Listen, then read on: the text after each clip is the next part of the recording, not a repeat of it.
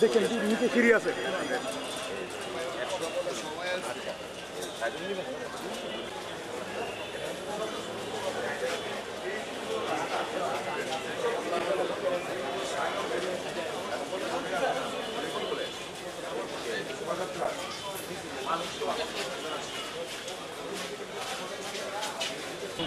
একটু ভিন্ন, যার জন্য আমাদের যে ডেপ্লয়মেন্ট বা নিয়োজন যেটা আছে সেটার মাত্রাও আমরা ওইভাবে নির্ধারণ করেছি। আমাদের বিভিন্নভাবে যে নজরদারি চলে সেটাও অত্যন্ত ভালোভাবে করা হচ্ছে বা করা হবে।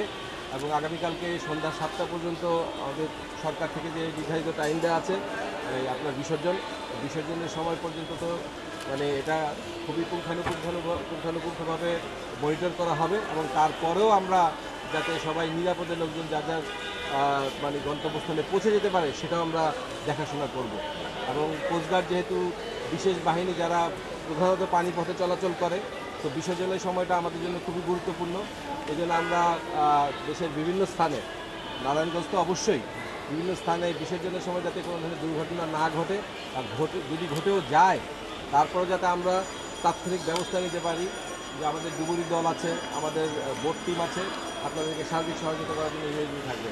আপনারা নির্দ্বিধায় পূজা পালন করে যান। তবে আপনাদের কাছে অনুরোধ থাকবে যে পূজা পালনের সময় কিছু বিষয় যাতে অতিরঞ্জিত না হয়ে যায় বা লোকজনের আনন্দ উৎসবের মাত্রা এমন কিছু যাতে না ঘটে, যাতে অন্যান্যদের শান্তি শৃঙ্খলা বিঘ্নিত, সেটার দিকে আপনারা নজর রাখবেন আশা করি। তো আমি মনে করি যে এই মুহূর্তে দেশে এরকম কোনো বিশৃঙ্খল সৃষ্টি হয়নি, আর হবেও না। যেভাবে আমরা নিয়োজিত রয়েছি বা নজরদারি রয়েছে, আপনারা অত্যন্ত সুন্দর, শান্তিপূর্ণ এবং আনন্দমুখর একটা পূজা উদযাপন করতে পারবেন।